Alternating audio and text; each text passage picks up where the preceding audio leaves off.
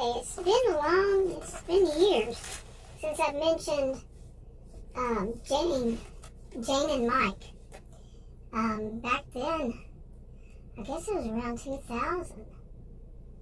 Jane had just, she'd been through a lot. She lost her husband Ben, and his sister, I believe, the two Terrys, her sister and her sister's husband, his sister and you got it. So they helped her out, and they let her be the manager of these cabins they had, and so she did, and she eventually bought them. I don't know all the details anymore because that was quite a while back, and I have so many other people I'm doing these on. And anyway, so she did the cabins, and she did some work for I think they call themselves the original members. Sometimes they just say the original, sometimes they say the members. And those are the computer geeks, because she was one way back when, but she came from a family, they were generally poor. And the dad was abusive and on and on. It was not a good past. But as she got older and she married Ben, and in his family, like I said, the two Terrys, he spelled his Terry, and she spelled hers Terri. So yeah, and they married, and they helped her. Like I said. Well, all these years later, did they really help her? Because a few things happened, and they were really nice people. They are. But a few things happened, like I think the young woman was 22, and she had a new baby, and she was counting her money at the store, and she didn't have enough money, and Jane, she knew the owner, and she did the pay it forward thing, left $100 or something like that, and the owner that's how it is in Victorson County, they pride themselves on everything being run by, and it's no chain stores, it's all mom and pop, that kind of thing. And restaurants too, they don't allow chain stores there. And they pride themselves on it too. They're very extremely wealthy. They're very wealthy overall. Some people are not wealthy though. The whole county, but some weren't. And anyway, so she left at that $100, and she wound up seeing where that girl was going, and the girl was going to the cabins in their storage and sleeping there with her baby, and Jane saw it, and Jane went in, and basically, and this is over time, she said, look, if you need a job, you can have your baby with you and just clean the cabins when people are there, because Jane, as it was helping, at that time started helping right after, I think, started helping the elders, or maybe she already knew about it. And people were coming back in 2020 because of what was going on in the world, and they were shutting the county down, and people wanted to be back at home and all this stuff. They had a lot of people come back from the enforcement because stuff was going on. It's a lot of detail. And anyway, Jane, let Sarah come in and work, and she did, and Jane got attached to the baby and to Sarah, and the baby was a little girl, and Jane was getting older. She was past retirement age by then, and she really wanted to retire. Now she is past. Then she wasn't. Then she was not retirement age. And she was a woman of a certain age, but not retirement age. And now she is, and she wants to marry Mike and move on. This guy that she ran across so much history that she knew when she was younger. But anyway, they want to marry, but first there's legal things. See, because she and Ben never had babies, and now she found out, about Ben, her late husband. He he actually had some inheritance come through. And that's why there's some question. Did Terri and his sister know about that and just wasn't telling her? That she would be the one to inherit.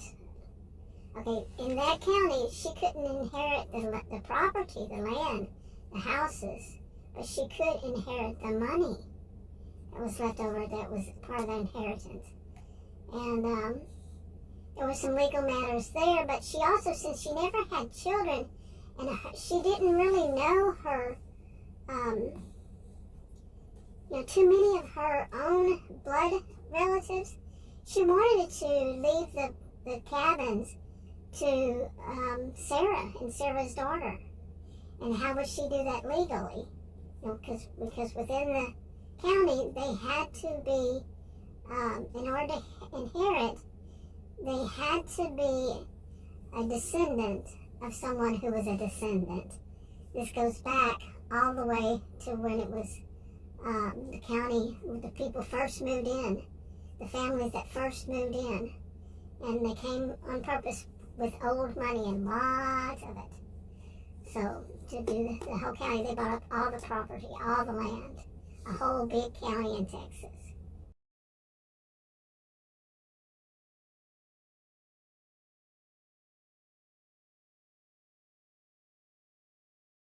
Okay, well, the long and short of that is that the elders, since it was settled many generations ago, it became customary, it became part of their tradition, their culture, that the elders would run the show. They do it within, legal in the state and all that, in the county and all that.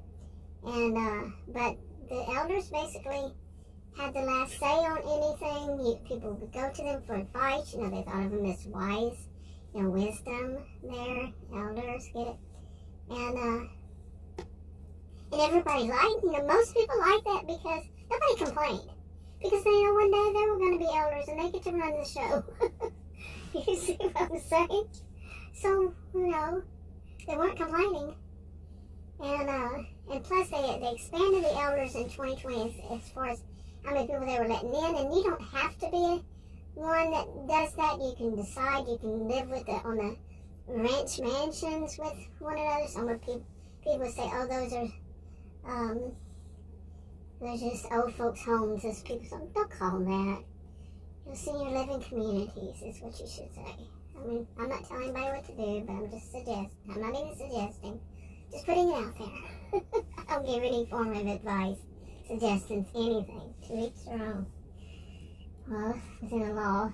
But, anyway, so, they live on these ranch mansions, and especially since 2020, when so much was going on, cryptic messages, and like somebody was threatening the elders, and the elders were, at the time, they were mainly just one group living on XYZ ranch. After that, they lived on all the ranches they could. The people would let them, and they paid. I mean, they're filthy rich, so old money and lots of it. And some of it is new money, the high tech, because they were well far advanced in other places. So, and it just became a tradition. I mean, it's very wealthy, I'm telling you. Anyway, as far as Jane and Mike, well, Jane, like I said, she has these legal things she wants to take a, fix before they marry. And another one of them is she did get close to two of her siblings. She had, I don't remember how many siblings, but she did have several. But she never really had much to do with any of them, except in 2020 or 2021, two of them asked if they're twins, a boy and a girl, and lots of twins in Richardson County, and even triplets. Yeah. But they asked if they could help. And she said yes, and she got to know them, really well.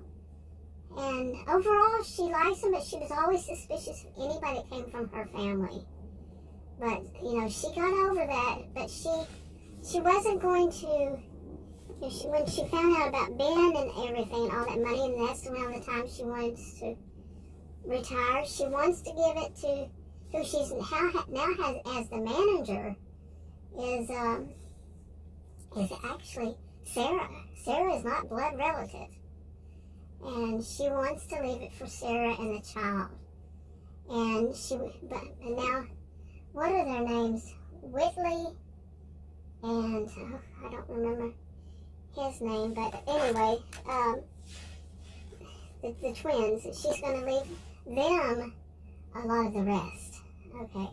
And as she's finding out, she will inherit some property, other property, a home, which she's going to retire in, her own home, and move away from the cabins, and because she was living in the cabins, but she would have her own home, and Mike would live with her, or they both have inheritance, so in different ways. But then whenever she's gone, of course it would go to whomever she wants it to, and she would put it in her will that it would be these two that worked with her, that were there for her. Okay. And they worked and she paid them, but still, they were there. And I'm gonna put the whole story about that one day. Anyway, I just wanted to get this part caught up. And but the legal way she is going to get Sarah is it's in Texas, like I say, and there is a way, and the elder suggested it, that she adopt. She could do this, and she might not. She could, if possible, she would adopt not Sarah, but the baby. Well, it's no longer a baby. It's 5, 6 years old. 5 years next. When was a baby born? So it could be 6 as a child, but she could adopt it, and then she would inherit it, and she would make in the will that the mother, Sarah, is the sole, would be the sole owner until, like usual, until she gives it to her daughter, her children, if she has more. But nobody else is going to be able to touch it, like it's usual there. Okay. Like the spouse, especially if the spouse comes from, like where she came from, I think. She was vetted. She was one of the first people who were vetted, Jane was, so that she did become, someone who could inherit stuff. Yeah, it's a long, long story, but anyway, like I said, she could adopt the child if Sarah wanted her to, and then she would inherit. Sarah would be the one that would have it until the child is of a certain age, or she could, however, she and the lawyers wanted to put it out there, and then her own blood kin, she had those two that she was going to help. Which could cause a lot of problems, but they were there for her, and that was what was important. And they, even though she paid them, they were there. Okay. There's a whole much more that's going to go from there. Anyway, you figured out this is fiction, so yeah, I'm working out the deets. People say the details. And it might change. Fair warning, any of them might change. And just see how it works out. So I'm wrapping this one up. Talk to you on another video. Bye.